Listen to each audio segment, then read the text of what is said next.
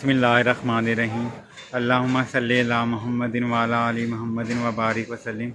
मेरा नाम सैयद हसन रज़ा Gilani advocate high court है। मेरी तरफ़ से आप सबको अस्सलाम वालेकुम। और आज मैं आपको ये बात बताना चाहूँगा कि इसराइल का जो एजेंडा था, इसराइल का जो मकसद था, वो तो इसराइल तो 2001 से बातें कर रहा है कि 2005 में पाकिस्तान ख़त्म हो जाएगा, कभी कहता है 2010 में पाकिस्तान ख़त्म हो जाएगा, कभी कहता है 2015 में पाकिस्तान ख़त्म हो जाएगा। लेकिन पाकिस्तान को कुछ भी नहीं हुआ अल्लाह पाक के करम से ना। अल्लाह पाक के करम से पाकिस्तान की हिफाजत फरमाई है अल्लाह ताला ने, क्योंकि पाकिस्तान नूर है, उसको ज़वाल नहीं है इंशाअल्लाह ताला।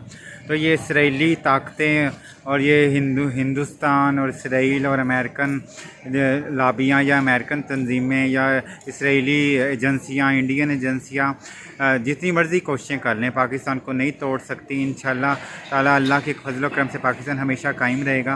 और ये जो हालिया वाक़यात हुए हैं बलूचिस्तान में, मासूम पाकिस्तानियों को शहीद कर दिया गया वैगन बसों से उतार के, तो ये सारा जो गढ़ है ना, ये पीछे से भारतीय एजेंसियाँ और इसराइल की एजेंसी है मोसाद, उसका ये अमल दखल है इनमें सारा।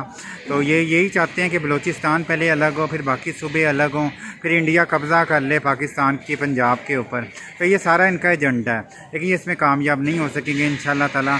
हम सबको चाहिए, हमारी कौम को चाहिए कि हम आपस में इत्तेहाद रखें कलमा तैयबा की बुनियाद पे।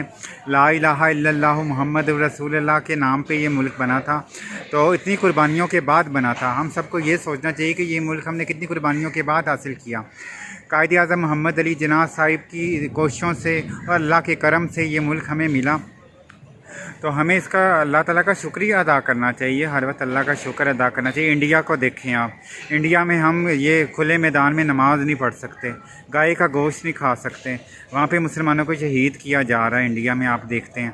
तो हम भी अगर उधर ही रहते या हम उनके साथ होते तो हमारे पर भी यही पाबंदियाँ होती, और हम जानवरों वाला सलूक हमारे साथ होता, और जानवरों के बराबर भी मुकाम ना होता हमारा। तो अल्लाह ताला हम सब पे करम करे, अल्लाह ताला हम सबको इस मुल्क की कदर करने की तौफीक दे। आप भी मुझे दुआओं में याद रखें इंशाल्लाह। फिर किसी और अच्छे टॉपिक के साथ मैं फिर हाज़िर हूँगा। अस्सलाम वालेकुम।